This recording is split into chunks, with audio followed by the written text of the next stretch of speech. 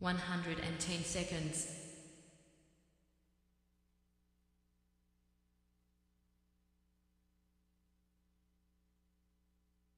100 seconds.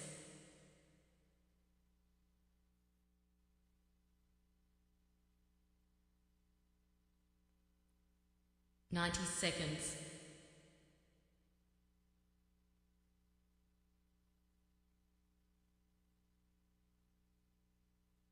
80 seconds.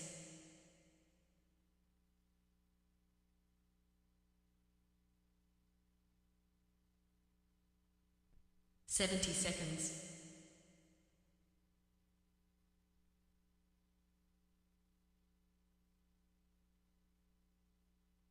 60 seconds.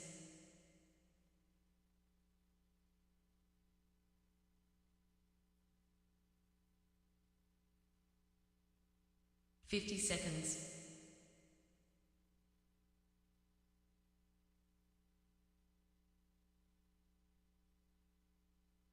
40 seconds.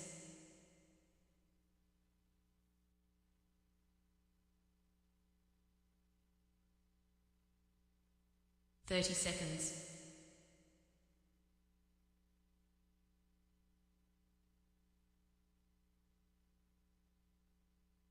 20 seconds.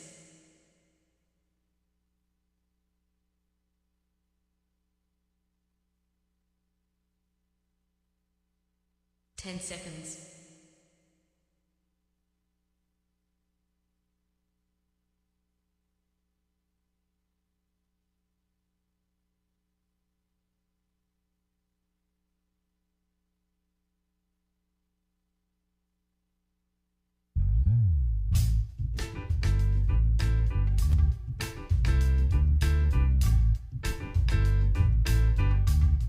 'Hi, my name's J.C. McCauley. I'm Nyesha McCauley, and you're watching AccessTV.org.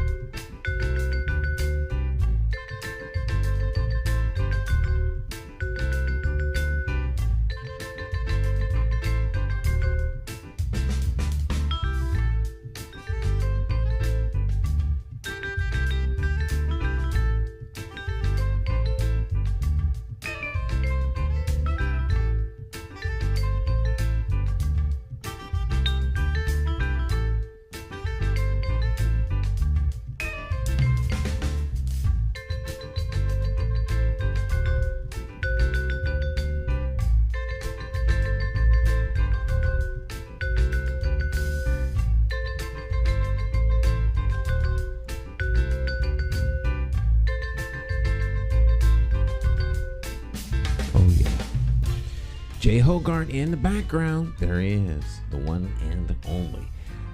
Good morning, my friends. Time to get our talk on. It's Morning Talk with me, your host, J. Stan McCauley, along with the champions of talk this morning. In Studio 1A, none other than Jonathan Small. Morning there, Mr. Jonathan Small. How you doing, sir? Doing fine, Stan. Again, it's a pleasure to be back here again. Look forward to it every week. And we have a new month, I believe. Yeah, it's May. It's May 1st. May 1st, May Day. May Day. How was your weekend? Well, yesterday was just a rain out, man. It was just boring yesterday. I mean, I couldn't get into anything. I ran a few errands early in the morning. I thought it was going to be cleared out most of the day, but it just started raining. And I think I listened to the Red Sox game pretty much, but just really couldn't get into the weekend with the rain. I mean, it was nice to get the rain out the way. Hopefully we'll have some sunshine now. It looks like it's clearing up this morning, but a lot of rain, though. Just kind of a boring stage to be in, and I couldn't watch any I guess they had some playoff games. I think Golden State Warriors, they won last night. So the Lakers, my team, going to be playing Golden State Warriors in the semifinals of the Western Conference semifinals. Mm-hmm. But how was your weekend though? Otherwise, Busy. Yeah. Very, very busy. I didn't even go outside yesterday. Mm-hmm. Because I was so busy. I was in the studio all day. Mm-hmm. All day. Big shoot over the weekend down in Bridgeport. I saw a little bit of that. Yeah, that was a good. That was a lot of fun. But that started off at 5 a.m. Okay.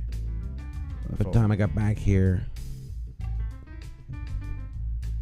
slept late Sunday. Mm-hmm. Then went to bed at 2 a.m. So I was in the studio all day yesterday. Yeah, that's a job. All day job. All day. But that's the nature of the business. Well, hopefully you enjoy your work. Hopefully it was fun. I enjoy my work immensely. Okay. I love doing this. Yeah. I couldn't imagine not doing this. Yeah, you've been doing this for a while, so you know the routine. Mm-hmm. You know, it gets busy and hectic sometime, and sometimes it probably balances off where it's not much to do. Although it seems like you're always busy on the weekend. Well, I am always busy on the weekend. I have things to do, but actual work, I work probably a good 4 days a month, and it's grueling. Yeah, 4 days a month. Yeah, actual work. Okay. Yeah. But when I work. Yeah. Yeah.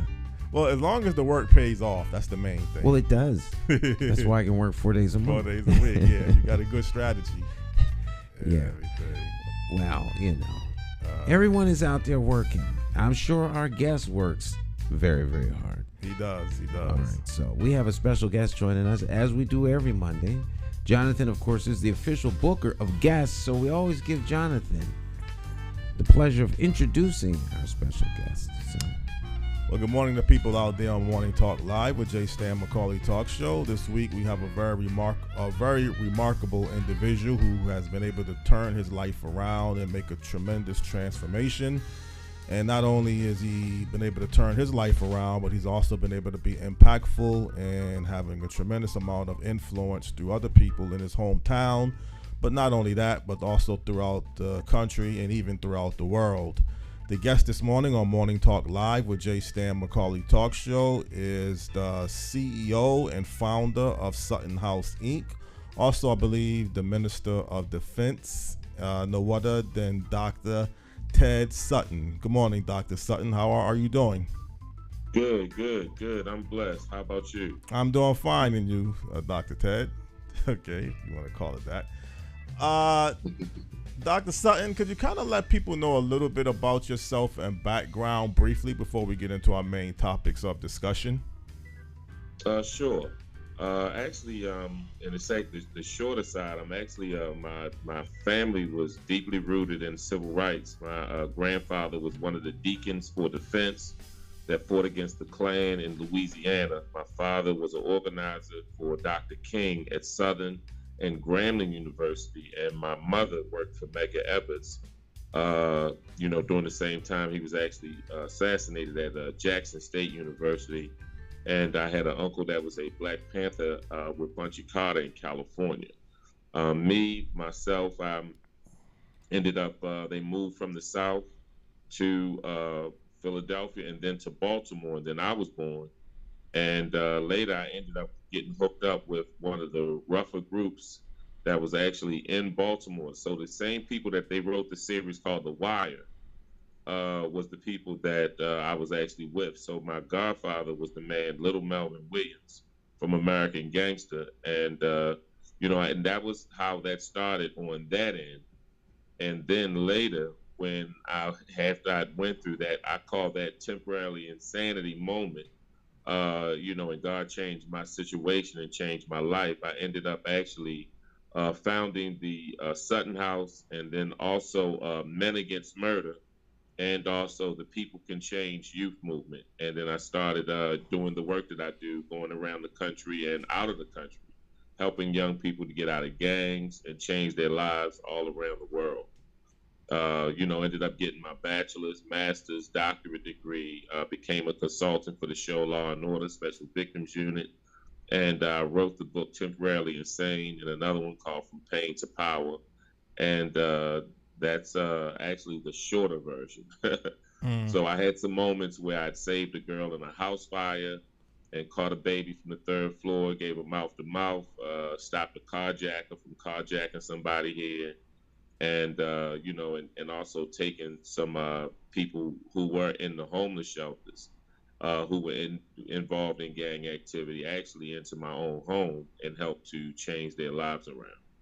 Well, Dr. Sutton, most of these things that you just mentioned, I'm pretty sure you've done all of these things that you just mentioned again after you was able to turn your life around, because there was a path where you kind of was headed in the wrong direction. And I don't want to really dwell too much on that, but you can definitely identify with many of the people and issues that you are working with in Baltimore. And truth to be told, Baltimore has one of the worst reputations in the country when you get into violence, you get into the heroin problem, you get into the perception of leadership on the political level. There's been corruptions in that city. So it's not an easy place, obviously, to grow up and function and become and I'm not trying to make it I'm not trying to make an excuse, but the facts speak for themselves. I get it. So what kind of was leading your life in the wrong direction, if you don't mind me asking, to put all of that on the table? Well, one, having what I feel, good parents who were very conscious and in the church. My mother ended up being a principal later. My father became a pastor of the Church of God in Christ in Baltimore. But what I realized early is that when my good parents, when they went to work, I realized something, and that was that adults couldn't protect me. And so on the way to school, on the way home from school, and a lot of times not even in school. And so being at such a young age, it's hard to really be able to stand the way that our youth should be empowered to stand if you don't have a support base. And I didn't have any family in Baltimore. I had an older brother and a younger brother, and they, pretty much, we were all pretty much at different schools most of the time. And so, for me, I'm saying, I had to stand alone. And so I tell some of my youth I work with to choose your friends. Don't let your friends choose you, because actually I had a situation where some guys tried to it started off where they tried to take some Butter Crunch cookies off of my tray in lunch in middle school, and I wasn't having it. And that went from, that situation, and I stepped to them, and it was about 8 or 9 of them, and I told them, you're going to have to, pretty almost take my life. And it's funny because I look at how crazy that sounds, but I actually, pretty much told them that to get these cookies from me, even I know in hindsight, that sounds crazy, but what happened is that instead of them trying to jump me or whatever the situation was, they was like, we like this guy because either he's crazy or he don't know who we are. And really, I had no idea who they were, but I was just letting them know that I'm not the one that's going to be a victim. And that ended up being the beginning. And actually, so when you talk about The Wire, that was some of the younger people that they talked about on The Wire that, was involved in the stealing cars and the different things, taking them to chop shops. And so it was just so ironic how, I came from such a strong, powerful, I would say, background. But to me, living in a city that was very rough at the time, I would say that it didn't, all of that political stuff or the telling them about my father's in the church, I mean, that didn't really hold a lot of weight with the youth that was my age or some of my peers. Mm-hmm. Well, Dr. Sutton, it sounds like to me the problems of the youth in Baltimore is starting off, you mentioned middle school, so that sounds like to me between 13, maybe 12, 13, or 14. So the problems in Baltimore. So actually it was 14. 14. Yeah, you're right. So it's funny because actually that's because I'm also a gang intervention specialist and a gang intervention trainer to trainer. So I train people to work with the culture And but the highest gang recruitment, and this is in the country, is normally in middle school. Mm-hmm. Well, right now, it sounds like to me not only the gang problem in Baltimore is alarming, but the homicides that many young people under the age of 18 have been killed in Baltimore. And if I'm not mistaken, I think you can mark the trends for this year. I don't know the actual count numbers. And then when you look at Baltimore over the past, I think 6 to 9 years, over 300 homicides. Mm-hmm. It is a very dangerous city. And then you add on top of that your heroin problem. You have the second worst, I don't know if it's drug related overdose of heroin or something on that scale in the country. Yes. So there's some alarming problems that people have to go through living in Baltimore. So how are you being able to be effective with the people that is getting caught up into gangs and other forms of social unrest in the city of Baltimore? Well, unfortunately, Baltimore has been a city that I think people have felt that they could come here and really take advantage of Baltimore. And mm-hmm. when I say that, you have a lot of people that they try to come in and buy up the land in certain areas, gentrification. You got a lot of people, even in the streets, in the drug game, people from D.C. thought they could come up here and try to take over the corners, and they kind of had to get sent back. And people from New York came down and tried to open up shops, in different corners. And, that didn't work out well for them either. And I just thought it was so ironic because, like, when the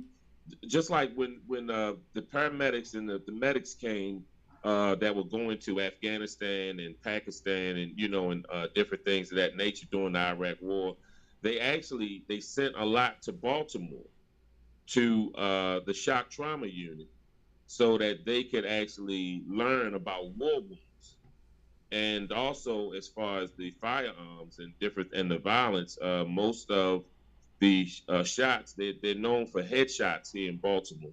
Mm-hmm. And so we have I would say a steep hill to climb, but I look at myself being able to change, and God changing my situation to go from one of the roughest groups, I would say, that was on the East Coast at one point, to being a person that is known for the work that I do all around the world. I just think that, it gives me a level of hope for people who wasn't as bad as I was, and then also some people who happen to be caught up, but they want to see change and they just don't know how to do it.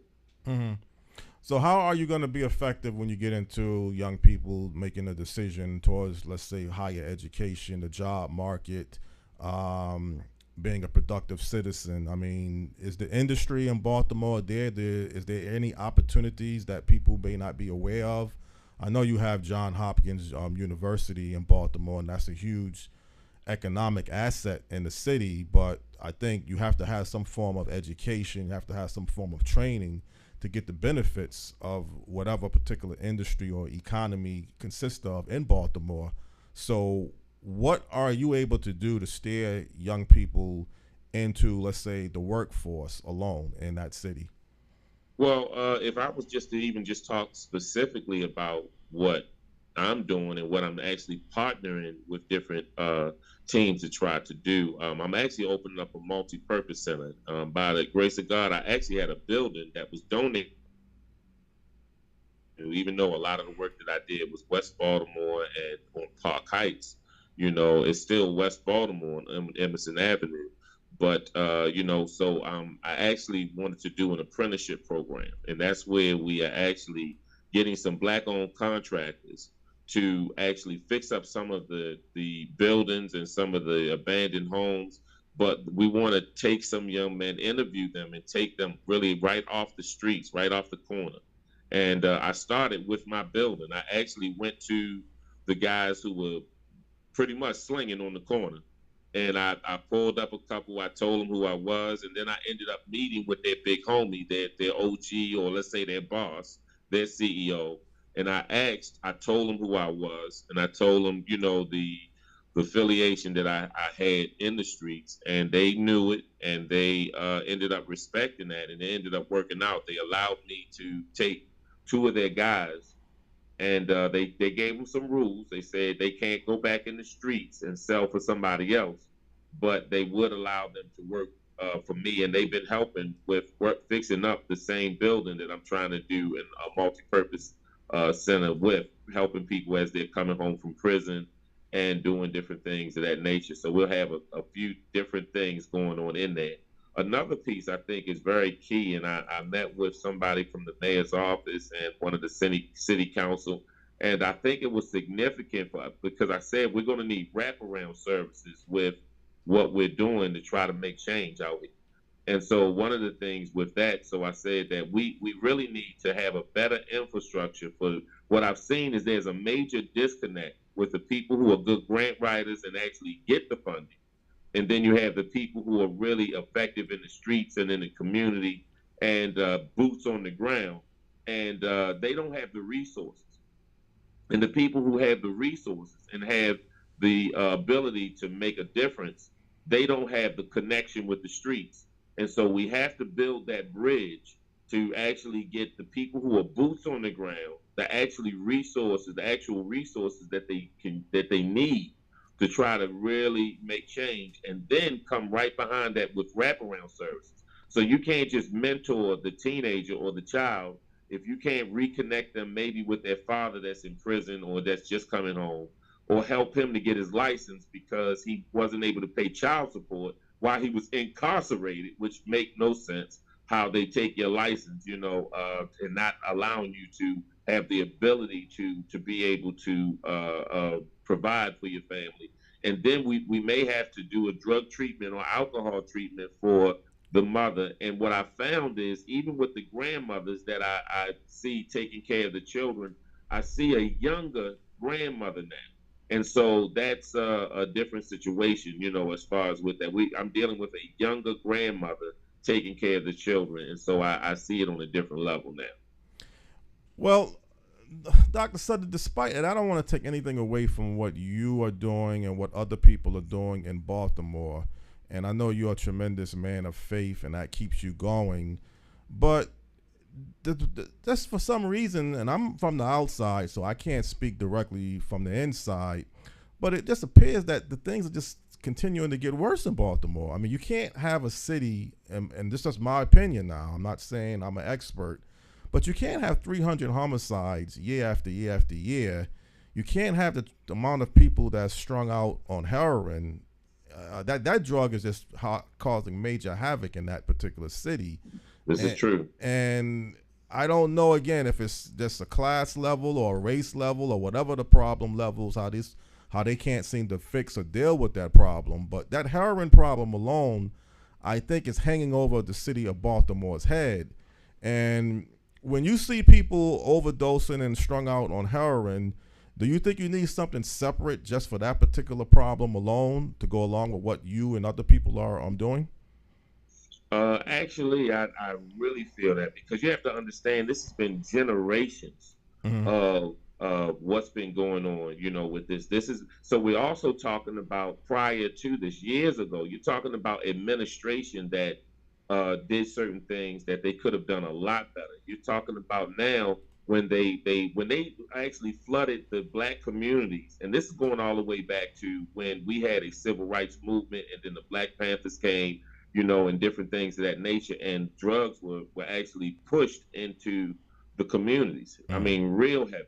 We're talking about generations that this has been actually going on, and so that's some of what I was talking about when I said it seems like people feel that they can just take advantage, of Baltimore. And I'm never going to give up on my city, and actually, to be honest with you, my city has prepared me to be able to go anywhere on this planet. I don't see anywhere on this planet as dangerous, because I've been able to live in Baltimore, grow up, and and see some things that the average person probably would not see. And so with that being said, though, I do feel that that's why I talk about, that's one of the components of the wraparound services that I'm really talking about, because really there are too many people, even incarcerated, that have mental health issues and drug issues. You know, we have to really do better with how we are even doing the incarceration piece and the level of time. I even had to tell at a city hall, a town hall meeting just the other day, and I was sharing with them, and I said they're always talking about making rules, and we're going to just give them more time. So we want to give them an extra 5 years for this and an extra 5 years for that. And I said, yeah, I said that's fine in hindsight. Then I said, but the problem comes is that the majority of the streets have no idea that laws have changed. So if it's supposed to be a deterrent, there has to be a level of information that's put out that they would now get more time for having, let's say, 12 pills instead of 10 pills, or to have, a certain type of gun, or let's say they got a ghost gun, and so now you are giving more time for a ghost gun, but the person that's on Pennsylvania Avenue, North Penn North, they have no idea that some law was just put in, and they end up finding out when they're in court. And so, I think that we, need to deal with all of those issues, and drugs is definitely one of the things. And I see that a lot more when you're dealing with what started out as a blue collar city that was known for the steel yard, was making ships during the war, and people were able to come here and get jobs. And now, but you end up dealing with now generations of people that are not able to find those blue collar jobs because the whole dynamics have changed. In fact, a lot of guys that I talk to still think that you can kind of go out and just find a job with a newspaper, and you can't even do that no more. Most of the places that they say you got to fill out online. Right. So, and so for a person that doesn't have a computer, for a person that actually doesn't have the internet access, and are not even really too computer savvy, how do you say that you've paid your debt to society, but now we're going to give you a problem actually finding a job because you have a felony, and then we're also going to give you a hard time even with housing because you have a criminal record. And I think that we have to really, look at how some of our rules, our laws, and different things. And so what's really happening is you have people that I consider like doctors who are prescribing medicine for a patient they've never spoken to. So they're not connected with the same community that they are saying that they're here to help. Mm-hmm. Well, Stan, let me kind of bring you into this conversation. I know, Stan, you have a reputation of you like results. You like to do something and see the results coming out of what you're doing. And not knowing you're not in Baltimore, so I can't use that for you directly. But when you are advocating for changes, let's say, and you don't see the numbers or the statistical areas getting better, would you continue doing things the same way, or how's your view when you're working towards something and things are not really showing much improvement? Well, I think in the context of what you're talking about here, mm-hmm. I don't think the problem is the way that he is going about it. Mm-hmm. It seems to me, because that was my question is, as I'm listening, is that he is constantly trying to explain to people who have resource mm-hmm. what they really need to do. Right. So, I can hear the life affirming worldview to make life better for everybody mm-hmm. from, Dr. Sutton, but that view is not necessarily shared by all people who in theory are helping. Right. And so it's causing me to really, really think, what role is the municipal government playing in actually trying to resolve the problem? Mm-hmm.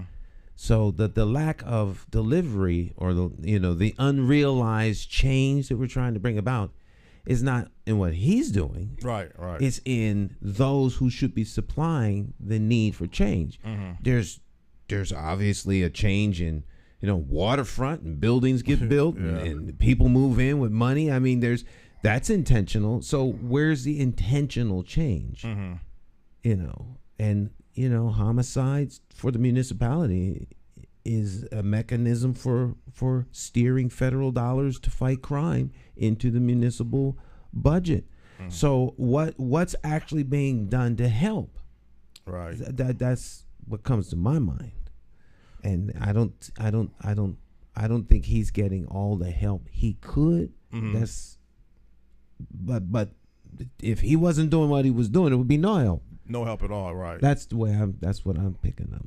I don't know if that's true or not, but well, I agree with that, and I'm saying not just me, people kind of like me and like-minded, and so yes, I may be fine now. I may be a situation. My daughter actually is just going to. She just did her decision day, today, going away to Jackson State, University. My baby boy is a green belt in martial arts, plays chess and plays the drums, and his older brother, who was 15, he's a chef. He's written a book. He's doing a cookbook also. 18,000 words in the book. He's a yellow belt in Tendo martial arts, and he plays the bass guitar and the keyboard, and is at the Baltimore School for the Arts. Well, he's at Carver for the School for the Arts, and so and they all play chess, because I want them to know that while people are playing checkers, you need to be playing chess. You need to be thinking 8 and 9 moves down the road. So now, the part that I'm playing is to be a strong Black man in this household, making sure that I'm doing everything that I can do to point my children like arrows to the world, just like my father tried to do with me, and just like his father did with him. And I ran down the, I go all the way back to pretty much slavery, and I actually had my great-grandfather's musket that was passed down to me from when he came out of slavery, and also my grandfather's shotgun that he carried when he was with the Deacons for Defense. And so to me, but when you have people who have been so disconnected with any type of legacy, it's when you take away hope from a person, you create the perfect criminal, a person with nothing to lose. And so, so I could see, yes, it may appear that holistically, when you're looking at the big picture, it's like, okay, well, what is really being done? But to me, whenever I stop one person from taking that life, that has changed generations of people. You know what I'm saying? When I, like one of my main young men that I worked with, he started out, he was with a gang called Sex Money Murder, which are Bloods. To join the gang, you have to literally stab somebody in a place that has to be seen. That's like their initiation. I started working with this young man. He had been put out of 5 schools. Now this young man, I started working with him. He was hometown hero for Baltimore. He received the most valued employee for all charter schools for the state of Maryland. And I helped him start his own business called Heart to Heart, doing the same type of stuff that I do. And when I go and speak and do certain presentations, I take him with me. This is like my son. So to see that I was able to make a difference, and I'm just giving you one example. I could give you definitely more. But what I'm saying is that to change, I found that in the right time, at the right place, with the right words, you could change the trajectory of what was going to happen. But you have to also understand that the majority of this violence is relational. And when I say that, meaning that when I have gone to court for some of these young men, when I've gone to central booking, when I have bailed some out, when I've had to intervene because they had a beef, I have earned the right to be able to speak to them. I'm officially their pastor. I'm officially their OG. I'm officially their big homie. And so I have the right to say, hey, yo, you know what I'm saying? You got to put that gun down, man.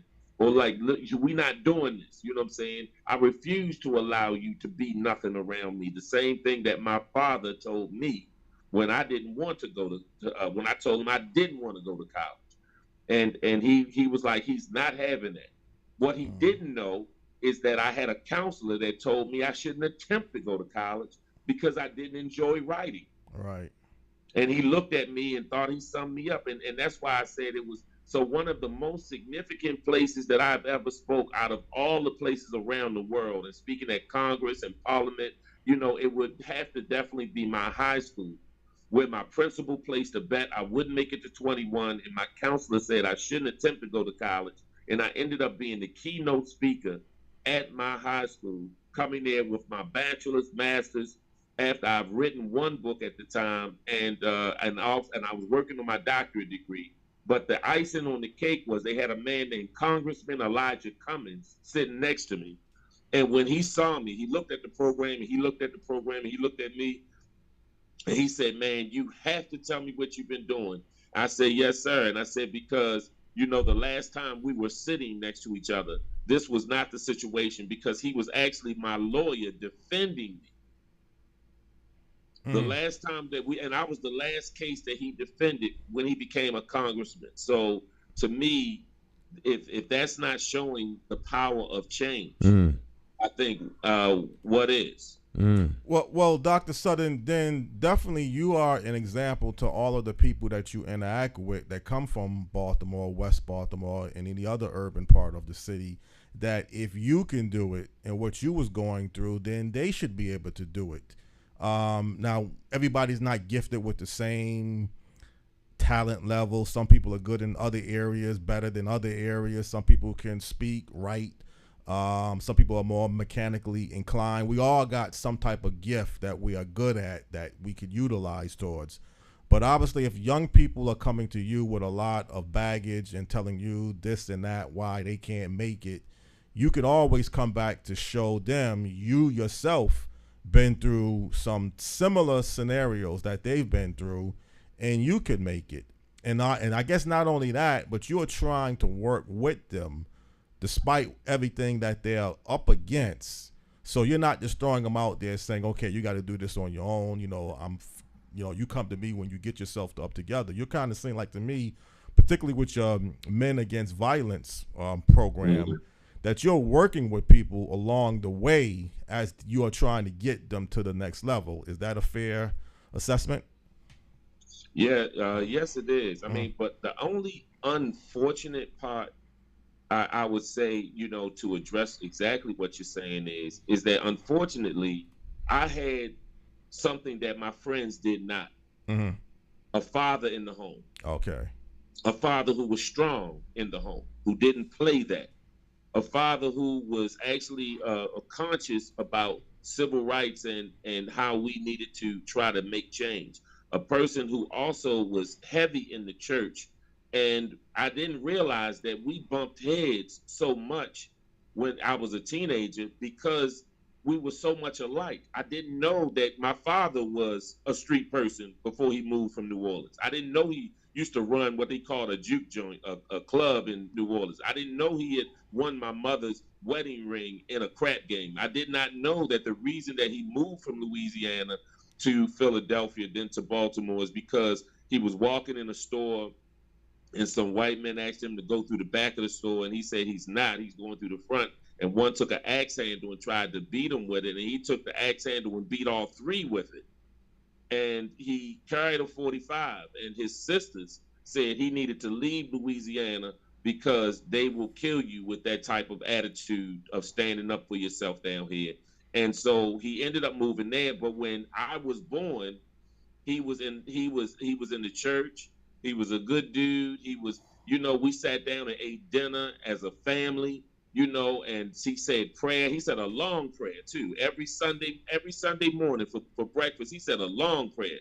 And I would be looking at them biscuits and looking at the food, and I'm just like, when is he going to stop? And I realized, see, it's bad to not be blessed, but it's worse to be blessed and not know you blessed. And so it was hard for me to assess what my friends didn't have because I always had it. And I actually had friends around me that were jealous. And they told me later, I had one of my closest friends, my god brother. He said that, he was jealous of me. And I said, of what? And he said, you had two parents and I didn't. And so what I realized is that when I got sick and tired of being sick and tired, I had something that was waiting to embrace me. When some of my friends, they got sick and tired and they just tried to get a good job. But if you don't change that mindset, you're going to find a way to steal on the job. Mm-hmm. The mindset. If you don't change that mindset when you come home and you just thinking getting a good girl you're going to bring her down. You're going to have her using her money, her check for bail. You're going to take her car. You're not going to have no license. You're just going to be driving, riding dirty, and that whole nine. So until you change that mindset, these little small things that you think are going to make the change are normally not the things that's going to change you inside. Well, Dr. Sutton, you just said one thing, and I'm glad you clarified it, that you had parents in your household that you could turn to, and they set a strong example. And Stan, let me just kind of bring you back into this conversation. You've always stated that in your household, Stan, your son, as long as he's living with you, he's going to have to get a job. You don't care what type of job he gets, but he's going to be working, or you're going to be on his back left and right.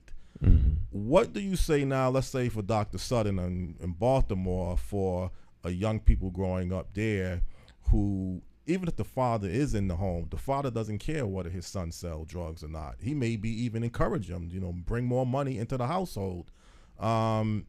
Is that still an excuse to justify what young people are doing?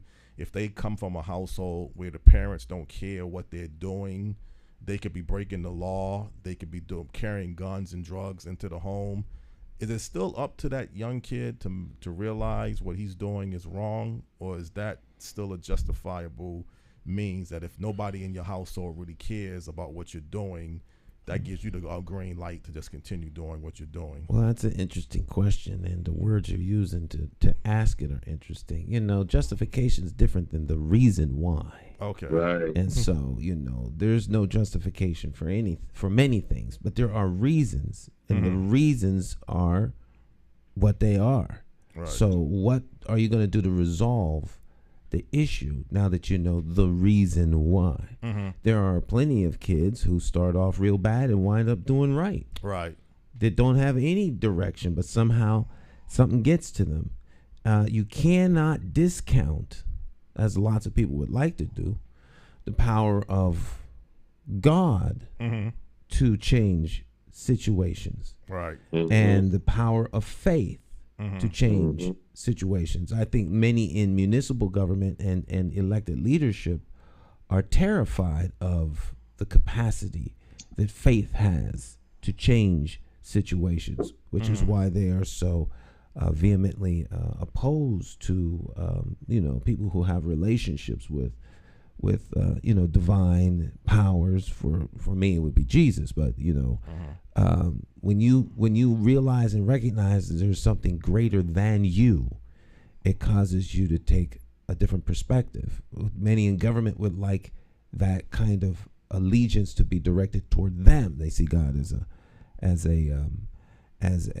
competition to some of their evil deeds. But young people that have great parents, as Dr. Sutton is talking about, make a decision to do what they do. At the end of the day, we are all responsible for our actions. Right. All of us. And you there's a consequence. Mm-hmm. If the grace of God be in your life and prevail, many times the consequence that you could get is something that you don't receive. Right. But there's always a consequence. We reap what we sow. So no one is without excuse. We can understand the reason and the rationale, but it depends on if the society is life affirming and forgiving and wants to restore, then that is something that can happen. We'll restore a building before we will restore a human being. And that is a serious problem with our society. Right. Well, Dr. Sutton, can I just ask you a question and bring you towards an example? Last week or a week or so ago here in Hartford, there was a shooting incident that ended up killing a 12-year-old girl. From what was reported, really had nothing to do. I guess some guys in a car was looking to shoot and possibly kill 3 other men, and they end up, I guess 2 of the men got shot, but the girl ended up being killed who was in a parked car. And I know in Baltimore you have those type of senseless crimes too, where young kids sometimes have nothing to do with any sense of violence, and then they end up being shot and killed accidentally, mistakenly wise. And it seems like to me then people in the community get on board and saying enough is enough to go along with political leadership.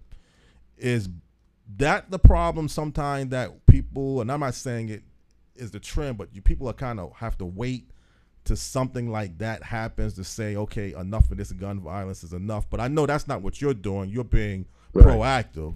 But most of the people seem to want to react when an incident like that happens of an innocent child being killed before it even gets to that point of saying enough is enough.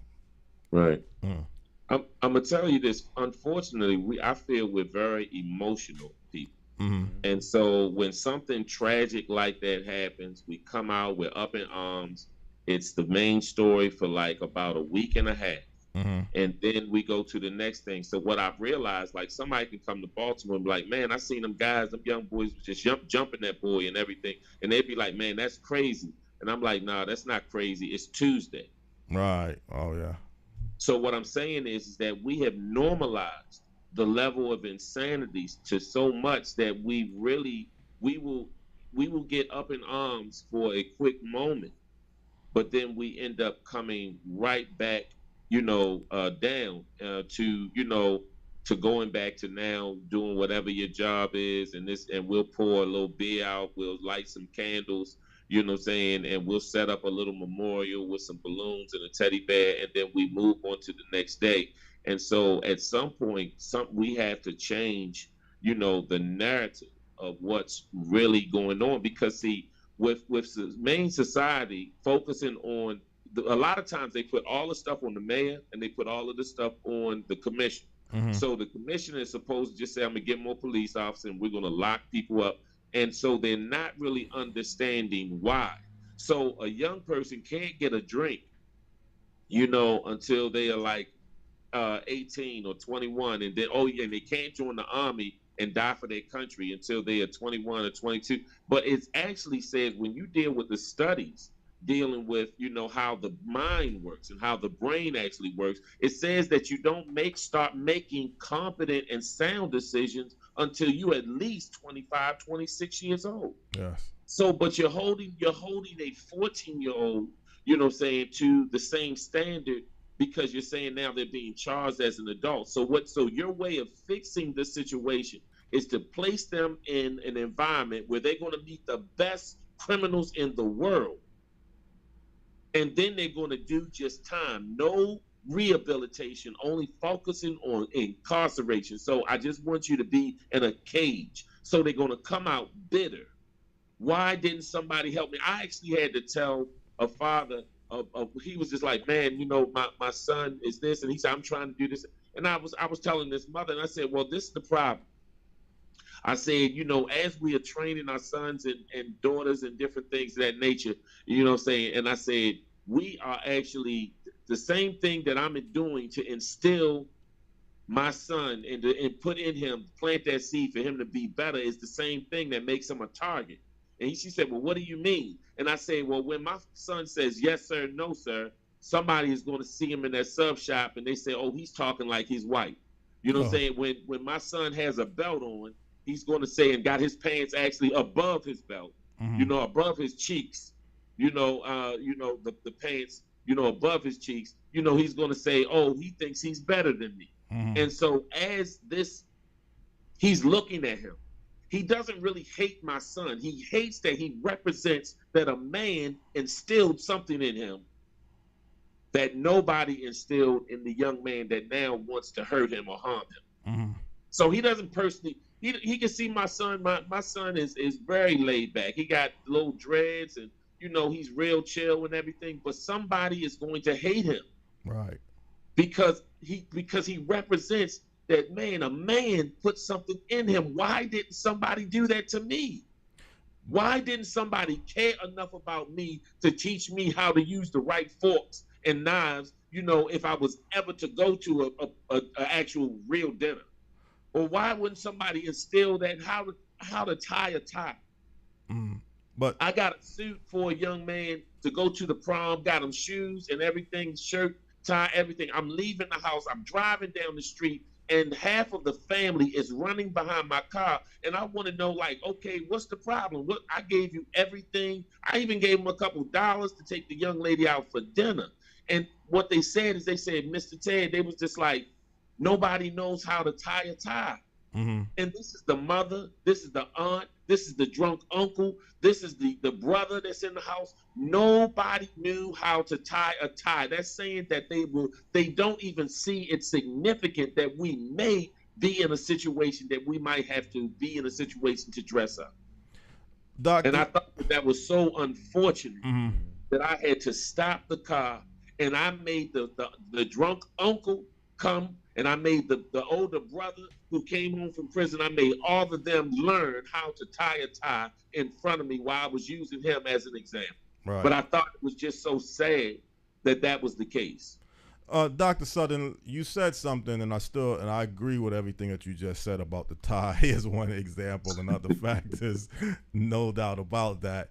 But you mentioned about, young people being caught up as being treated as an adult. But let me just say this. It all depends what type of crime I think young people are doing. Now, if you're a first-time offender, a second-time offender, let's say you get caught carjacking someone, you do some type of drug possession, drug dealing, maybe a juvenile detention center is a first step. And then when you serve your time, you don't have to go into the adult prison.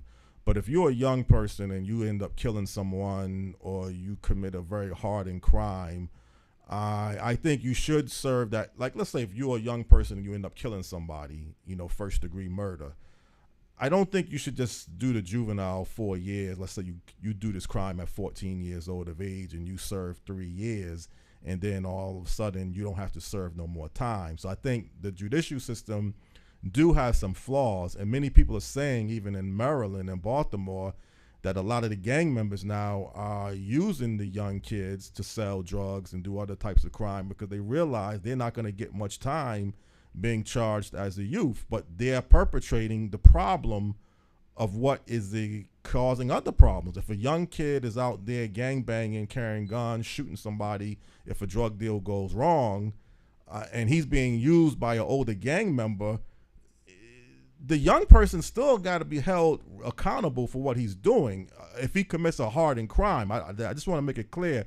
There's a difference between if you go out there and you joyride, steal a car. Yes, that's a crime, but you shouldn't be serving an adult sentence for that crime once you serve your juvenile sentence. But if you go out there as a teenager and you go blast somebody and kill somebody, I don't want to hear, okay, he's a young person, he just did 3 years. He ended up taking somebody's life, and now he's got a clean slate. He needs to still serve some more time if he's been sentenced that way. So I think there is some flaws in the whole judicial system that I think is plaguing this problem that you're experiencing in Baltimore as well. No, I 100% agree with you. I mean, we had a situation here where I think it was 3 young men. 2 went in a house. They were breaking in a house. They were trying to, to get some stuff. And the real problem is that really when I did the research, some of these young men were in homes where they had to be adults at home, and then you want them to be a child in school. So they had to get food in the house. They had to try to pay bills, all of this. And I think it was an unfortunate situation. But an officer came up to this situation, a female officer. And what she did, she saw him. She started actually shooting at the car. Now, the young man hit the gas and ducked, and he ended up hitting the officer. I think she passed away. And I know they gave him, I want to say they gave him life and some more, if I'm not mistaken. I actually have to go back and check the actual records. But, but my whole thing is that first and foremost, when you're dealing with stolen cars and different things, you're not supposed to chase. They say when you're in the city, you're supposed to break the chase off. Right. And we have just been having so many people that die in that situation. And now that young person, not too many young people I know leave out the house saying, I want to take a life. I want to kill somebody, or we just get ready to put in work like they think it's cool. We doing a scene on Menace to Society. Normally, it's not like that. So, but the charge should always go to the senior person in the situation. Meaning, how do you have so much training, and you have so many degrees and different things of that nature, but then we always go back to, well, the 15-year-old, if he hadn't have moved, he wouldn't have gotten shot. Or the 15-year-old, this, to be honest with you, this whole young man's life would be different if he had just turned the wheel instead of keeping it straight. But to me, if I'm shooting in the windshield of a car and a person ducks and is hitting the gas, to me, now this is me, I'm thinking it's a good chance that they're so scared that they could kill me. Meaning, like, this car is coming to me. I'm not going to play chicken with a car. So I'm going to jump out the way. I'm going to make sure that I'm not standing in front of it like they're going to stop because they're respecting this blue uniform, when a lot of times they do not respect the uniform because of how they feel that the uniform has treated them in the community. And so I'm just saying that, I do get it. I think there's got to definitely be accountability. But I think that we do have to address, how that accountability is kind of handled. You know what I'm saying? Because I don't think it should just be all incarceration with adult men where they're just going to be raped and mistreated and used, as our children. I do feel we have to do something better than just that. Now, that's just my personal, opinion with that, because I've not only just heard the side of, let's say, the officer and different things of that nature, but I've heard the side of the youth that actually end up getting caught up in these situations. Well, what about the Scared Straight program, where they used to take the youth to the prisons and have them interact with the hardened prisons and let them see exactly what goes on in prison, and the prisoners telling them exactly what they're doing wrong, giving them some tough love, but obviously sending a strong message that you need to go back to school, get your life in order, because you don't want to end up in this place here, because it's not going to be what you think it is. So do you think the Scared Straight programs were effective, or would you encourage more programs even like that? I'm going to be honest with you. I think it was somewhat effective. I'm not saying it wasn't effective. The problem that I had is that when you're dealing with some of these hardened children, and I'm calling them children, you know what I'm saying? When you're dealing with some of them, they're getting hit at home. They're getting yelled at home. They're getting, you know what I'm saying, you're not going to be nothing. And so what I'm saying is that as you tear them down, what I didn't see in Scared Straight is that before they leave, when do you build them up? You know what I'm saying? And when do you build them up? You have to. And so I was even training some men in Chicago to be mentors for young men who were in the juvenile detention center before they came home. Now they would go in there, and then as they came home, they started to help them. They started mentoring them as they came home. And so it was to try to reconnect them with society, per se, so to me, I saw that in a different, light, per se. So it's definitely, so I won't say it wasn't effective at all, but I think that with the youth that we're dealing, see, what I say is we've been using an 8-track solution for an iPhone problem. Right. And so some of the methods that we're using is outdated to a 2023 youth that have just had 2 years that they couldn't go to school. They've lost some social skills. They were in the COVID. There was a level of fear. They saw their families lose their homes and lose any place to stay and lose money coming into the house. And now and then social media, which was not really strong before, I guess, before 2020 and 2007, social media was not really fueling so much. But now you have social media fueling so much that it's more significant if a person says something bad about you on social media than they say it in your face. Right. So, yeah, it's a whole different era to some degree. But the only thing people will always tell you from every generation, and I hear this all the time, well, we didn't do things as bad as what these kids are doing today. But see, I don't agree with that 100% because there was a lot of things, and I think in the time span that you came along from what me and you were talking about, the 80s going into the 90s, there was a lot of things going wrong then. Yeah. You can't say, okay, we did things so much better, we were a better example. No. You was out there selling crack cocaine. You didn't make up movies like New Jack City for nothing. I mean, there was some serious hardened problems back then. And unfortunately, and I don't want to make excuses, but you can also look scientifically, the crack addiction babies that came along in that time span, many of these crack addicted babies now are adults. But there was a crack problem. There was something that caused people to become addicted to crack. So when you hear people saying, well, it's this lost generation, it's like you said before, it's a generational issue that's keep leading from one span to another span. And I still say you need to cut off that drug problem in Baltimore. That I-95 corridor from that heroin being shipped from New York to Maryland is causing a major havoc problem. And I know that problem is bigger than what you're doing in your organization. That's now goes It's a very big business, and it's so unfortunate because when you see people who are in certain levels who are supposed to protect you, like I don't know if you saw the documentary and what they were talking about with the gun task force that was here in Baltimore, and literally they were like a gang. Now this was a police unit that was here. They made HBO series on what was going on, and that affected a lot of people. Where they were actually even taking drugs from certain people and selling it to an officer in Philadelphia so he could sell it. Yeah. All of this is in the documentary. All of it is in the paperwork. And I ended up having to deal with a lot of situations that was dealing with it. So what I'm saying is that, how do we hold the person that doesn't have a family structure, doesn't have the education, and they still are so young that they're not able to make a good decision at this age? Yet, how do we hold them to a higher standard than we do to the person that we are paying to protect the service? And so what I'm not giving them a pass saying they can just do anything. I'm just saying that we have to just look at some different methods of how we approach, the situation to be able to make change in their lives. Meaning, like, we need to have more listening sessions. I said you have 2 eyes, 2 ears, and only 1 mouth, so you should do twice as much listening and watching than you are talking.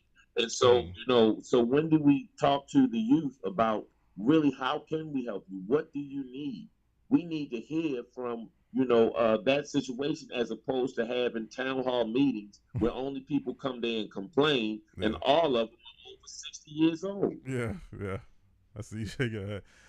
And not only that, but I think look at the examinations of Baltimore. If you could develop the harbor to one of the best harbors in the country, and it's such an attractive model, there's certainly some ways you can reinvest in other areas of Baltimore. Now, you don't have the harbor probably in the city parts, but you must have some other ways that you could redevelop that the other neglected parts of Baltimore to make it look more developed and give a better starting point for young people growing up to see more development taking place that they can interact with.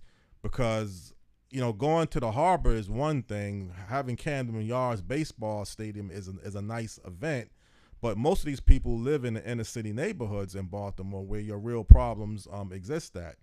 So I just think, and we're running out of time actually, but I just think that we're really scratching the surface, and you are an excellent person. I don't want to take away me probably being constructive and bringing up other examples of why things are not changing in Baltimore to say that you're obviously part of the change. I think you just need more help, as Stan said. I think it's probably not enough of people like you that gets the support and resources too to make a difference. And it's funny you say that, because just like how the entire world knew about Freddie Gray and found out that he had his neck broken and this, that, and the third, and then everybody knew about the riots, that went on.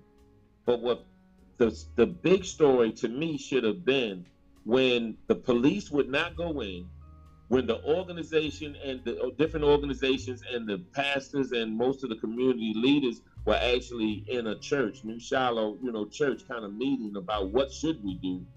I ended up going in there with 12 men, and we helped save the store owner that was on the corner of Fulton Avenue, because he was beaten so bad that people were just stepping over him while blood was gushing out of his head.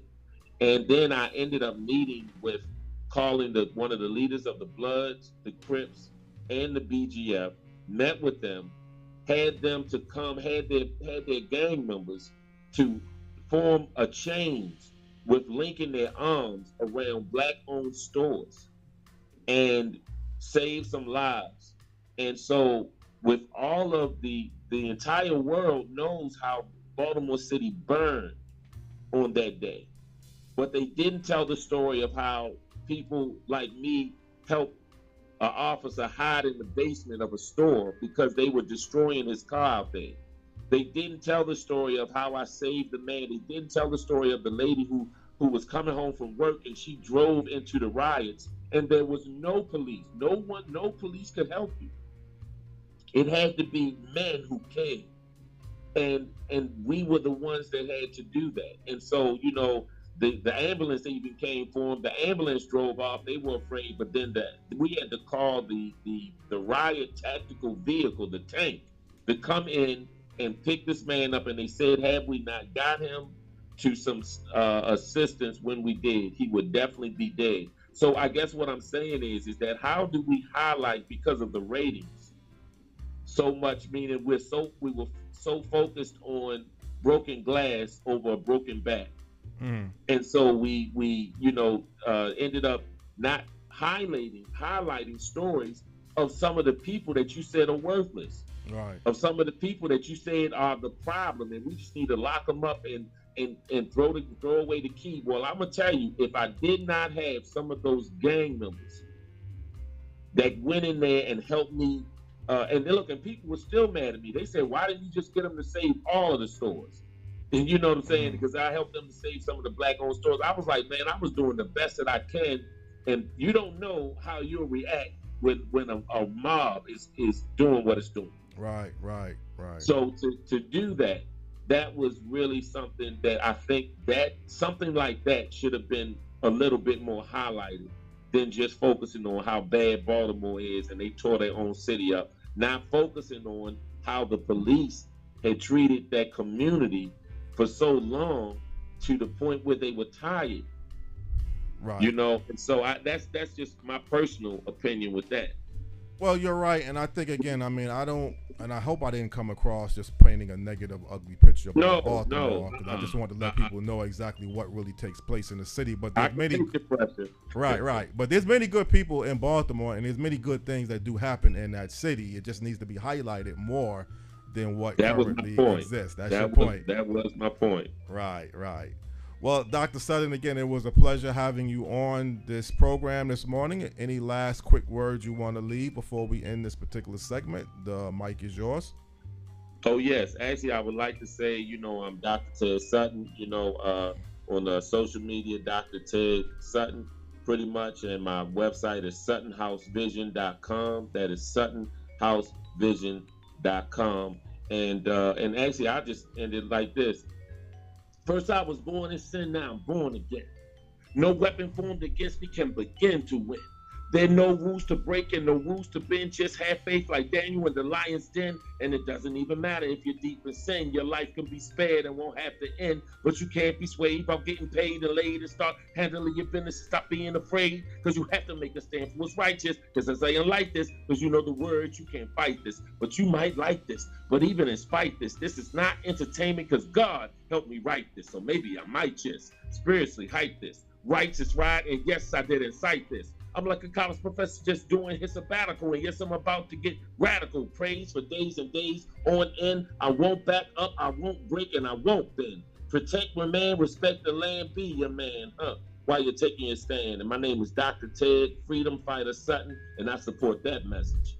All right. Amen, amen, and amen. Okay. Well, God bless you, brother. Thank you. And stay strong in the faith, and continue to allow the Lord to order your footsteps as you make dramatic difference in the lives of the individuals that you come into contact with. Yes. Thank you for taking time with us. Thank you. Thank you for right. having me. I appreciate it. Take care, Dr. Sutton. All right. Okay. You do the same. Okay. Thank you, sir. All right. Amen. Yeah. Dynamite. Yes, he is a remarkable individual, Dr. Sutton, and I've been looking to do a show talking about Baltimore for several months, and I could never find anyone, and then all of a sudden the right person comes along, and again, just scratching the surface. I look to be possibly doing another show about Baltimore a little bit differently than this show, but obviously he's out there doing the work. And I think when I asked you about, do you get discouraged or should you see better results when you're doing something, I just know you have this example that you like to see things get done. You don't like to hear the problems, and you don't, I guess you want to see things reduce. At some point you do want to see crime and unemployment numbers and other issues come down instead of staying the same and going up. But that's still always no fault to not do something. This may be, like he mentioned, some of the methods might be outdated too. Maybe people are using methods that was designed to be done in a different era. Well, change is intentional. Well, let me rephrase that. The fix is intentional. Some change is just evolutionary. Right. But when you have a problem, fix is intentional. Either it gets fixed or it doesn't. It doesn't, okay. Talk is cheap. Talk is not the fix. Right. And that's where I always have issues.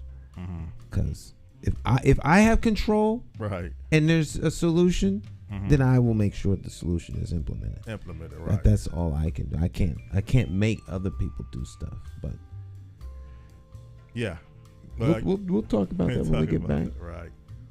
Stick and stay. Morning talk.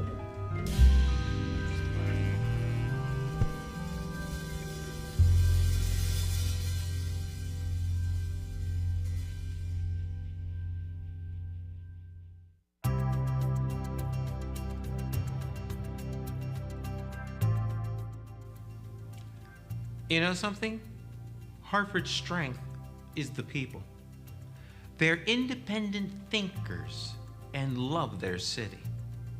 So how did Hartford fall into the hands of rogue policymakers? Well, to start, this rogue group spent nearly $1 million putting themselves on the inside and leaving you out in the cold. What if I told you that $5 can be the difference between a Hartford with hope and vision or a Hartford that is in perpetual decline, increasing crime, and an educational system going nowhere fast?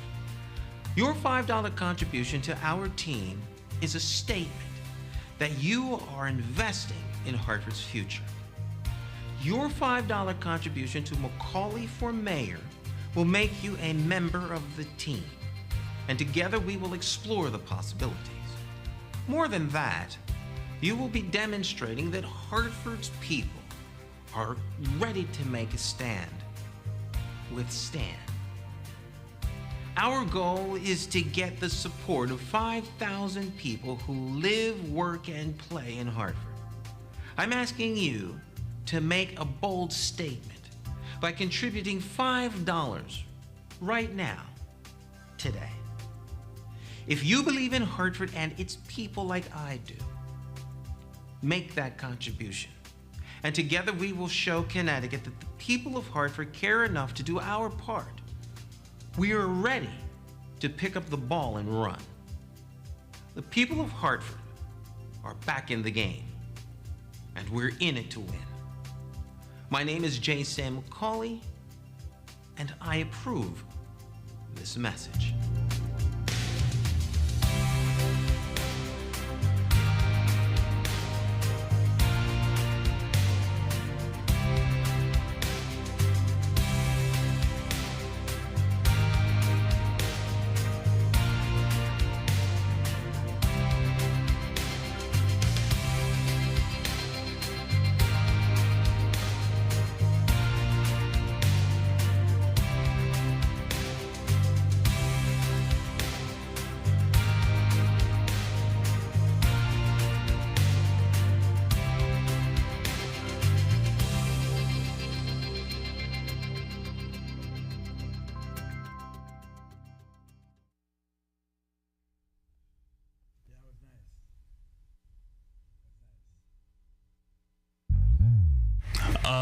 what I would want for the city of Hartford is for more programs for the youth, as far as more extracurriculars, because I know there's a big influence in the social media and like music. So I feel like if that was more incorporated in like programs like after school or any type of, you know, extracurricular, I feel like that would help grow for the youth, and then in the future it can expand and become more of a business thing and more of an entrepreneur thing. All right, Harvard, I am Bridget Prince, and I am your mayor for a minute. These are the plans for the city of Hartford coming into 2023 election. We're going to have a mayor up here that actually is doing some work for the people. We are going to fix the sewage overflows in the north end of Hartford, and we're going to compensate the people for all their losses. We're going to do more in downtown than just build luxury apartments for the ones who can't afford it. So we're going to do something for the unaffordable, which is your everyday people. We're going to do some things for the youth. We'll build up downtown, build up XL Center.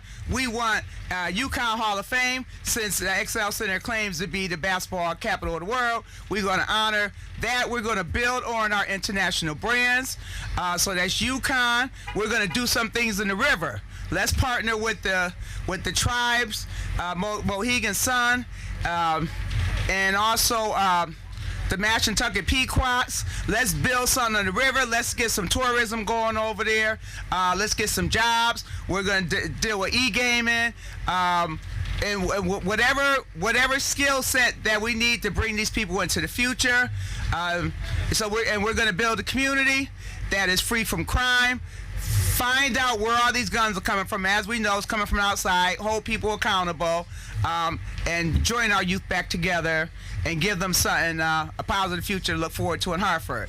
I'm Bridget Prince, and I am your mayor for 1 minute. All right now, Bridget Prince, right here for a minute. You heard it right. Ooh, you look good. How you doing? How you doing, everyone? My name is Randy Ricketts. I'm currently the owner of the Missing Piece. It's a mentoring program helping and assisting families in the Hartford and the North Central community with resources and tools to be a better human for themselves, so they could be an investment to their community. So if I was a mayor, I would be able to provide a lot of resources, a lot of jobs, a lot of activities so people could build credentials and be able to build that skill set so they could be an investment to themselves, so they can have a good time. Not only a good time, they could bring someone else. They need to have their peer, their siblings, or someone in their family, maybe a guardian, because I want to be able to target just not only the youth, I want to be able to target the guardian in that second generation. Thank you very much. All right, Randy. All right, Randy. Hi, my name is Kamora Shelton. If I was mayor, I would make a program for youth like my age, for people my age that are struggling, trying to find, like for youth that need help, you know, whatever they're going through, like mental health, depression, all of that, whatever they're going through, to let them know that they got a leader that's on their side.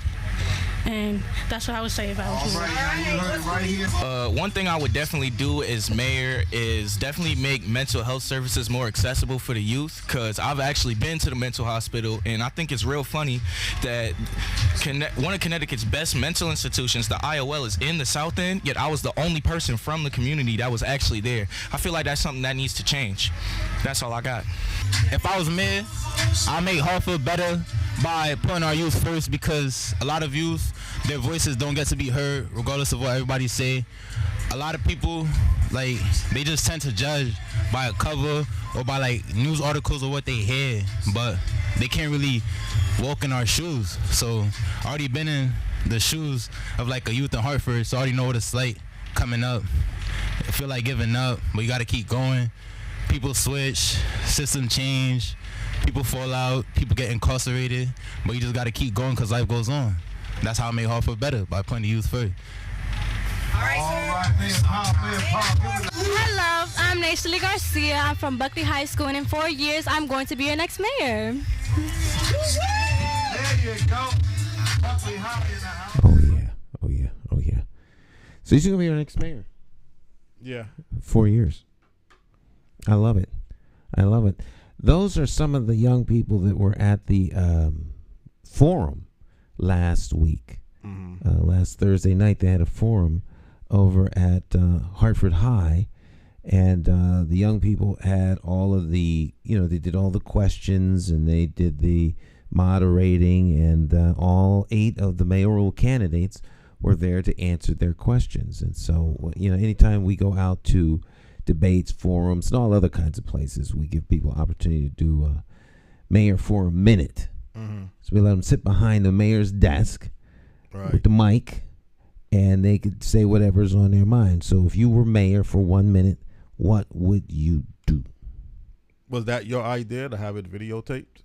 Yeah. Okay. Yeah. Well, you obviously did the videotaping. Yeah. But well, I didn't do the actual videotape. My wife did. She did it. Okay. Right. Yeah. Pull your mic up there.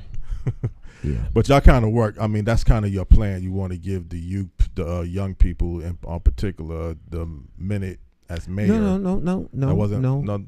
Any constituent. All right. Young people are constituents. Right. Right. So that was just where it was at. Everyone there was not a young person. I did see that too. You're right. But the young people, everyone everyone that was there was invited to come out. Right. So we do that. Anytime I go somewhere, I tell people, if you'd like to have an opportunity to have, come out. If you come out, you want to do mayor for a minute, I will put you on our network and let people hear what you think is important to you. And you could come. It's a mobile office, so you can register. You can make donations. You could do anything you would do at the campaign office. Get lawn signs, sign up, volunteer. Anything you do at the campaign office, you could do at the mobile office as we go around the city, and we're, if I have someplace I have to go and speak or whatever the case is. Yeah, at some point I got to see your mobile unit, come inside and see what it's all Absolutely. about. I just haven't been able to. My time and your time is not being able to connect, other than this one morning show that we do. But I got to spend some time and see exactly firsthand what this mobile unit is about. How it looks, what you're doing with it. Sounds like it's real impressive though, with how you're changing your campaign strategy with the mobile unit, comparable to you had the stationary office 4 years ago. Well, not yes, 4. Yes. Yes. Stationary is passe. It's old school. Right. Old school. Okay. It's like people are unlinked from their offices at work. Great. There's a desire to bring people back, but a lot of people aren't ever going to go back. This is a new paradigm. So there will be those that need to meet face to face because they're collaborative. They do collaboration. There will always be a need for the office work, but in many cases, that is not necessary. And so this is one of those cases, I think, where you're better serving people by being accessible to them, going to where they are, as opposed to being anchored down. Well, see, that's the thing. The trend that was pitched a long time ago by Dr. Assegai, the late Dr. Assegai, was that he felt the capital city needed a satellite office. But then some people said, well, because you're the capital city, you really don't. I think Representative Kenneth Green used to always come back and say, well, Hartford is the capital city, so you really don't need a special satellite office. And when I say satellite office, I mean have some type of office in the community where people could go to and have a paid position where someone is in the office building and they could represent people in the community in a different way. You got certain issues that you don't feel comfortable going down to the legislative office building or the state capitol building. There's a community office building in the neighborhoods, and that way you could get your voices or your message across. And then that person takes it back to the LOB or the Capitol. Well, you don't like that approach. No, but I think, again, you got to get people connected.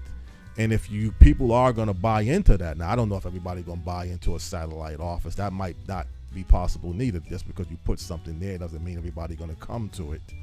But just the odds are you have a better chance at getting people to come to something in the neighborhoods where they are at But again, you were saying because the capital is so close, like it doesn't make any sense. Because you and I have had this discussion before.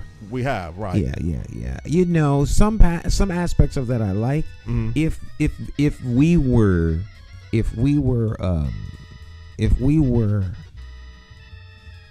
a bigger city than we are, if we were a city that was bigger than O'Hare International Airport, right? Maybe, because you know, like motor vehicle department, they're all over the state, but the state is huge, so they need to be. The biggest thing I have that I think doesn't work well is when I take my important message and give it to you, and then you take my important message and give it to somebody else. I think there is no better advocate for your message than you yourself. It depowers you as opposed to empowering you. Right. So I think people need to be encouraged to speak for themselves and be heard so that they can be taken seriously and their issues acted upon. Because the broader society goes and makes their voice heard. And when your voice is heard, you can make a difference. The individual makes a difference in this system. The constituent is at the top of the food chain, not at the bottom. Right. So if you always looking for someone to help you instead of you telling people what you want, I think you're at a marked disadvantage. Well, there's nothing wrong with that method. It's just that if you have issues when you go to the legislative office building, you don't, because this is what Dr. Osagai would use his life as an example too. He would get confused. You go down to the LOB building, you're looking to speak to someone as a representative. You can't get connected with that person. They're not there. They're in a session. So you feel like you don't know how to reach people. No. Everyone goes in there confused. We'll push past the confusion, and everyone that gets there for the first time doesn't know what to do. You navigate the system and you learn. You don't be put off because it seems confusing. I don't know where people are at. I've been at the legislative office before, and this year I've been there more than normal. And I've seen what one person can do. Right. And, well, they're in session. Well, where are they in session? Well, they're in, okay. What room? E1? All right, fine. I'll go. Can you call them? Let them know I'm up here. Right. They work for you. Or they aid, too. Or their aide. Let me speak to their aide. Where's their office? Let me go back to their office and put someone on their desk. You can come with me. You have to. Oh, that's still not fixed. That shouldn't be there. I still haven't fixed it. I gotta fix that. You have to command the moment. That's what makes your voice so powerful. Right. There's always going to be someone that wants to intervene and cut your voice off. Don't do that. Become empowered to speak for yourself. So again, the satellite office, because this is what Representative Green used to always say, that if you're in Bridgeport, then it makes sense, because, you know, do you really want to drive an hour, 50 minutes just to come to the LOB building on a regular basis? So on that level, you're right. You're in the city. You can get to the legislative office building anywhere in the city throughout 10 minutes, give or take. So you're not in Bridgeport where you don't. Okay, it is an issue now. You're in Bridgeport. Well, Bridgeport's different. That's what I'm saying. If Hartford was the size of Connecticut. Right. Yeah, but I mean, Hartford's a walkable city. You can walk from Windsor Street, but all the way to Franklin Avenue, down by Metzner Center. Yeah. In what? 40 minutes? 45 minutes? Well, that's true, but really the geographical radius, I don't think, was what the problem that Dr. Osagai was stressing. He just felt that he felt that there should be a satellite office in the North End. Right, exactly. Not a satellite office everywhere around the city. He could care less whether there was a satellite office in the South End. Right. He wanted a satellite office in the North End. The North End, exactly. So the people could serve the people of North Hartford. And he felt that would give those people more access to some of their elected officials. Exactly. And concerns. I can wrap my head around that. But truth be told, I can walk from Enfield Street on the corner of Westland, and I can walk down Westland to Main Street. To Main. Yeah.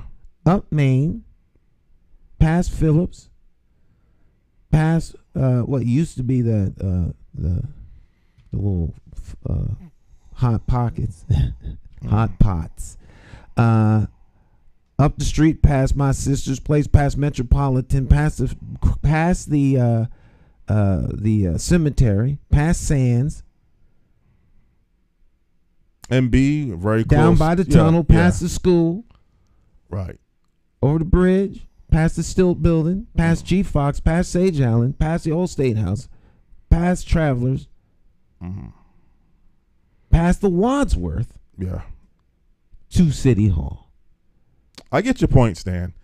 It ain't that far. Yeah. But I think you expressed it a little bit better when you said Dr. Osterguy wanted it in the North End. He there wanted you the go. satellite. That was the bottom line. That That was the whole bottom line. Exactly. And but I think you made a good point too, that you as an individual need to get your message where people see you. It carries more weight. Absolutely. Than having somebody deliver the message for you. You know, it's like almost, well, I'll call you on the telephone, but if I see you, if you want a job interview, I think more likely the person at some point want to see you. You want to have an orientation. At some point he needs to see you. You can certainly do things over the phone. You got FaceTime and other methods. But if I'm going to invest in someone, at some point I want to be able to look at this person face to face and interact with them. What you were saying, again, getting your message across towards a particular issue or bill that you feel needs to be looked at is better when you go directly. It says so much more when you are the one making the contact and talking directly to the people who have the capacity to affect change. Right. You have to be the one that actually does that. And it carries so much more weight. I learned this working in a warehouse at a store called Basco's in Pennsylvania when I was 18, 17. And I'll never forget being in a truck with the warehouse manager taking a stuffed animal to a customer because the customer didn't get the right product. And I just was amazed that this was happening. And I asked, why are we taking this thing, to this person? He said, because they called the regional manager, and the regional manager called all the way down to the warehouse, the chain of all down. And they said, put 2 people on the truck and take this woman, her stuffed animal. I don't know if anybody got fired in between, but when you want something done, you call the right people who can say yes or no, and it gets done. Right. And so that's the deal. I got a helicopter from Aetna calling the front desk for a movie shoot. All you have to, if people have the courage to ask and move beyond the perceived no that you're going to get before you even ask, you'll be surprised what you could get done. You got to ask, yup. I'd rather be told no by asking than just assuming it's going to be a no. Right. And I want to be told no by the person who could say yes. Yes. Then I know what I'm doing. Now I know what I'm dealing with. The key person. Right. Okay. You got the power to say yes and you telling me no? Okay. Right. Now we got something to work with. Right. See, I do want to address this because I know we talked about this possibly last week about MDC and the city of Hartford being held, I guess, accountable by the EPA towards the flooding and some of the sewer issues in certain parts of the city of Hartford. So what would be the next step now and this is where I really possibly made a mistake. I really should have waited probably a little longer before I had CEO Scott Jellison to come on the show after having Chairman William DeBella. But what's the next move, though? Is the city going to live up to their part? Is NBC? I can't speak for the city. You can't speak. Okay. I can't speak for the city. Right. At least not yet. Right. Or MDC. You can't speak for them. I can't speak for the MDC either. I'm not. I have no power at the MDC. Okay. Right. Would you advocate? You think MDC is doing a good job with diversity and minority contracting participation? Do you know enough about that to give us? I don't know enough about the contracting. Having had a camera in many different parts of the operation of the MDC, I can tell you I saw minorities everywhere. Everywhere. The MDC does not do a good job of communicating, one, what they do, their value, or the way they do stuff. They're so afraid of being caught doing something that's not good, I guess, that they don't share information well. Right. But that's not unique to the MDC. But it is unique. It is common among public utility type companies. Okay. But you've seen it firsthand. Diversity is very high in numbers. They have a tremendous as an entity and an operation, yes. And in terms of minority construction, woefully short. Contract, yeah. Contractors, woeful from what I can see, woefully short. But I don't know. I only know what I've been told by people who are very reliable. And the thing about it is Scott Jellison and William DeBella said that they're going to make a big emphasis this year to involve more minority contracting. That means that they have no intention whatsoever of doing that. Well, why you just said that, though? They have no... Because they haven't done it yet. Yeah. Whoa, yeah. This is like not something new. Right. Okay. If this is something people want, when people are intentional, there's evidence of it. Right. You could see where there's evidence. If we're going to start, we're really going to focus on that this year. Well, if you're going to focus on it this year, why didn't you focus on it before? Because it wasn't that important. There were other things that were more important, which means something else will come up. Yes. But so again, that's the one area that you say MDC has fallen short is the minority contract. That's one of many areas. One of many areas. Well, they provide a good service, though. You would never fault the water. Oh, the water is the best water in the world. But we're not talking about the water. Yeah. MDC has some of the best water in the country. We'll say that. I don't know about the world, but even on the world stage, MDC water is some of the best water in the world. It is. But it's kind of strange, though, because I know they have a history of lawsuits that they've paid out over the years. That has nothing to do with the water. That has to do with management. But I mean, when you say they fall short in many other areas, I would assume this is another area that they have fallen short at, having discrimination cases thrown at them and things on that scale. That's speculation. I can't speak to that. Well, no, it's been documented. There's been lawsuits that they have been.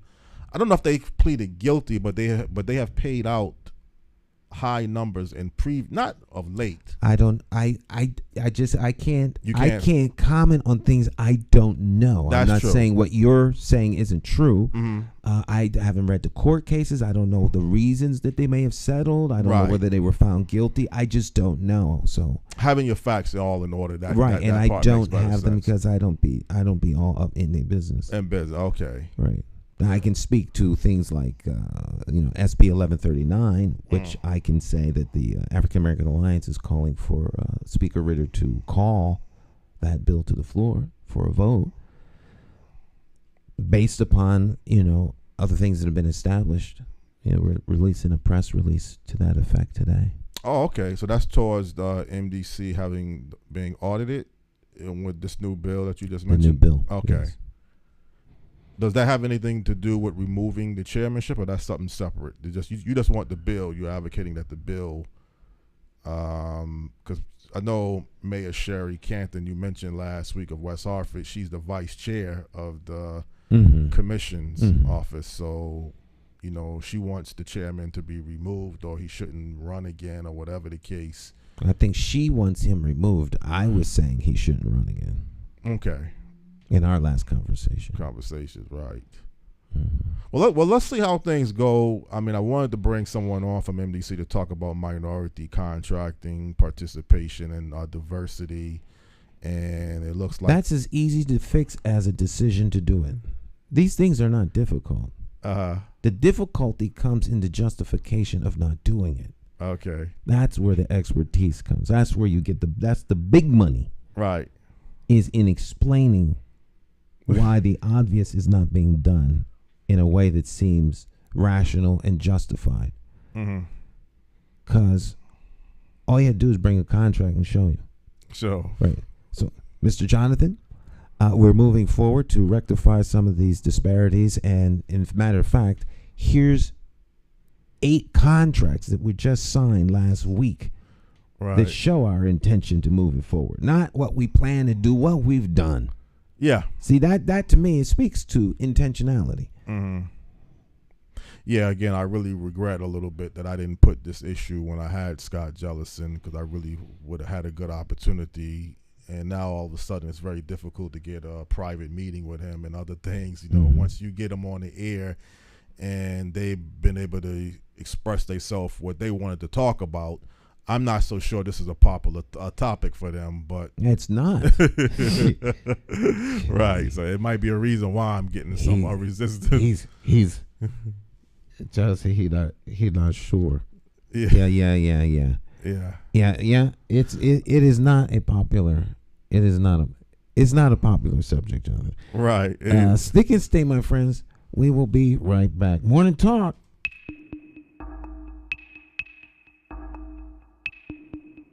Every bad political decision is made by a politician elected to office. So if you think your vote doesn't matter, just remember this. There are people sitting with politicians in a back room making deals about your future, making policies about your children, making decisions about your neighborhood. To them, you are just a vote. You are not their cause. You are just a vote. Elections have consequences, and if you don't vote, you are actually voting to keep these people in power to work against you. Now more than ever, you need to make your vote count. It's time to clear the air and vote for a mayor that is unbought, unbossed, trusted, and accountable to you, the constituent. My name is J. Stan McCauley, and I am an independent thinker, and I approve this message.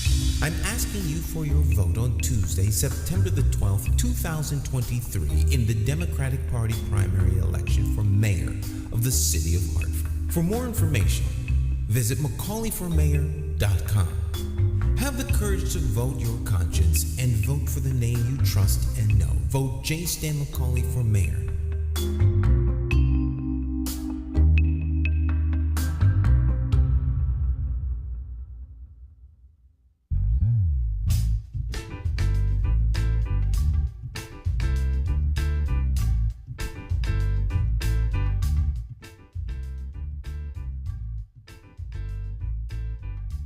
See, that's where that should be. The voiceover from before should be right there. I have to fix that. Okay. See, that's a good example of intentionality. Because I needed to fix that before. Right. But I didn't.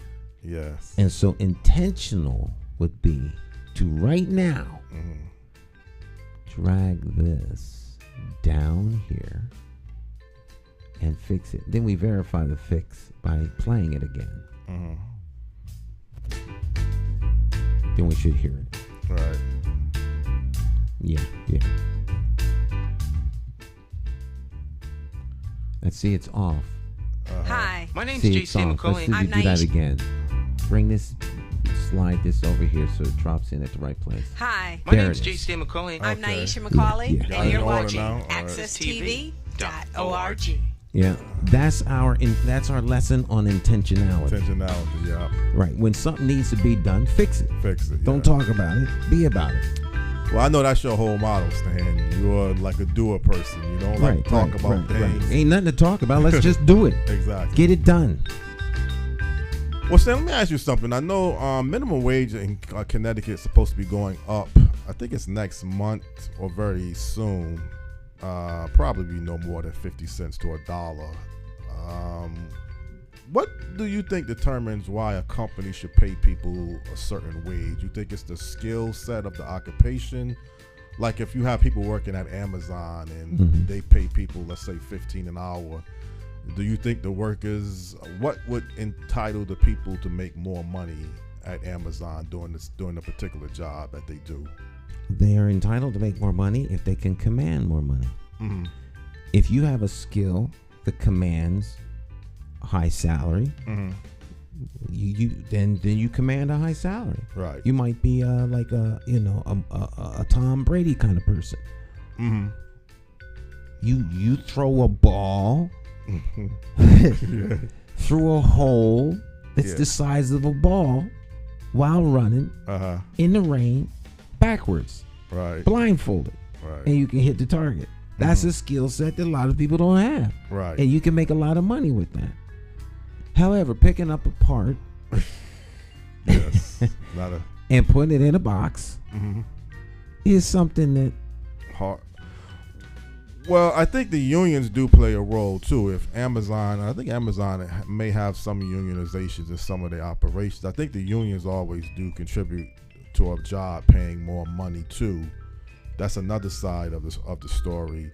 But if people, and I don't know if you buy into this, Stan, because I think you're kind of known as a no excuse person.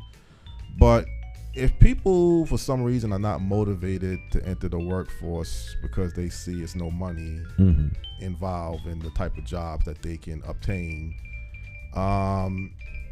you can't really, I guess you can't make people be motivated. It's something that you gotta have within. But is this kind of an excuse or some, I guess again, justification if people choose that they don't need to work for this amount of wage that they shouldn't have to work? I mean, I don't know if you pay, I think you work for a couple reasons. You work obviously to generate money and some sense of self-gratification. You know, you gotta have some type of fulfillment in what you're doing. I don't think you should just be working, just going through the motions every single day, because at some point you're just going to wear yourself out mentally or physically. So somebody asked me last week, if you're going to change your occupations, what is the reason behind it? Is the job paying more money? Do you enjoy the job a little bit differently? Do you see more opportunities in choosing a different job? I mean, there should be some other reasons when you entering the workforce or changing jobs or changing careers. Well, I mean, these decisions are made by the individuals who want to change what they do. There's all kinds of reasons that people change careers. They don't like the job. They don't like the boss. Right. They don't like the pay. So any one of those or a combination of them can be the reason why they want to do something different. If you want more pay, then you have to find a job that pays more and that you're qualified to get in a marketplace that has other people who would like to have the same job. Right. But if you're going to work at like an Amazon, like look at this here. I saw that earlier. You see this? Look. See the robot? He's going to come to work all the time. He ain't going to complain. You can turn the lights off and he can still do this. Grab box. Right. Lift box. Remove box. Set box on conveyor belt. Repeat. And it's coming to that too. Right. And you have to worry about him filing a discrimination suit until the robot becomes self-aware. Then you're going to be in trouble. But as long as he's not self-aware, you could program him to do the same thing, and and he'll just keep, and then the human below him, just all he could do is just shake his head. Right. Yeah, I saw you put that up earlier. Yeah. But again, that type of job now that we're looking at, that job doesn't deserve a lot of money then, because you say anybody could be trained very easily. Well, right, because what's going to happen is people going to price themselves out of a job. They're going to price themselves out of a job because what the employer is going to say is, well, look, at $18, $20 an hour, I got how many employees? I could staff up a whole army of these robots, 2 or 3 programmers. I could save on my lights and electricity. I could turn the temperature down to like maybe 50 degrees. You know, I have to worry about heating the place or cooling the place. Right. And I get me a couple of robot mechanic technicians to fix these things when they break down. Yeah. And I let the drones do all the work, and my profits will soar. Right. Because the company is in the business to make money. To make money, right. Unless they are social entrepreneurs who are in the business of growing people and things along that line. Mm-hmm. But well, they're in it to make money as long as they treat their employees fair. I mean, I think you could be in something for money, but you treat your employees fair too. That's a decision between the company and the employee. Don't work for people who don't treat you fairly, and they will change. Well, again, I don't know if you pay attention, and I can't assume, because you see a lot of people out every day during the daytime, that everybody's unemployed or underemployed, but I would assume it's a combination of both. The pandemic, to some degree, is kind of over. I mean, you still got to be careful, but I think most companies are back in operations. I think there's still some issues you're going to find. Many businesses saying that they can't find enough workers. But as you running for mayor of the city of Hartford, and you use as a model, I said this once earlier, that in your household, your son is going to have to work. So in the city of Hartford, if people choose not to work, there's really not much as a mayor you can do about that. That's just on the... Those are personal choices to which I have no control over. No control over, nor should I. Right. I don't make people work. Right. But let's say if the people come to you saying they are looking for you to help them in some areas of their life, you're a straightforward person. I mean, you're going to want to find out what are they trying to do too to make their life better too. I will help anybody as I have for the last 40 plus years. Mm-hmm. As best I can, I will help you do whatever it is you envision or dream to do. If I can help, I will. Right. And I don't even have to agree with your vision or dream. Right. As long as it's not something that's, evil or mean. But if it's life affirming, positive, and it's something you think that should be done, why not help you? Right. It's not take nothing from me to help you. But you wouldn't authorize, if given the chance, investment basic income. You wouldn't authorize people getting $2,000 a month. That's not up to me. No, but I'm saying if you was in some cities, I think. So like say the city council passed this and it came to my desk, would I veto it? Yeah, would you veto it or would I you might. pass it? You might, because you don't believe in that concept, Stan. That's not true. That's not true? That's not true. Universal basic income will become the way of the world eventually, because you're going to have to make sure that people have a minimum amount of resource so that they can operate in a society where jobs are very, very few. Right. Because as AI comes online and artificial intelligence is installed into machines like this one, people are going to have more and more time on their hands. So we're going to have to have a total shift in our paradigm shift in the way we think and process stuff. Yeah, but I mean, if the bill came right now, 2023 into 2024, today, you still wouldn't advocate universal basic income. No. Right. No, not right now. Because you have a problem with people wanting. I don't have a problem with people wanting to be. No.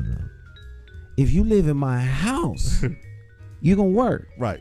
But once you're of working age, you can live in your house and not do a thing. That's not my business. No, but I mean, you as the mayor of the city, as the mayor of the city, or author or passing a bill that says people can get $2,000 a month, universal basic income now. If our city council made that a law, I would veto it. They could override my veto. Yeah. And then if they override the veto, I'll do what I'm instructed to do. But why would you veto it? Because I don't think, as the executive branch, I don't think this is I don't think this is a law that's in the best interest of Hartford financially.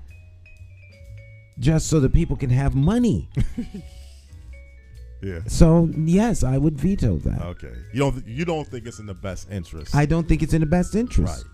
That's my role, my right, and my responsibility as the chief executive. Now, if the city council, the legislative branch, overrides my veto, the people have spoken through their elected representatives, and now I will do my level best to make sure that they get the best service as is required under the constraints of the law. And you would never even consider playing politics if people knew that this bill was coming up and whoever's running for mayor could pass this bill, you would get a high voting block in your favor, but you still would be fair you still would be upfront. You wouldn't lie to people and saying, I'm going to pass the bill just to get your vote and then change your mind. You wouldn't do that.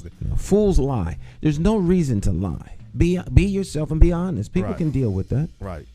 No matter what decision you make, there's going to be half the people against it. So why lie? Why lie, right. And then the people who are actually on your side are not going to be against you. Right.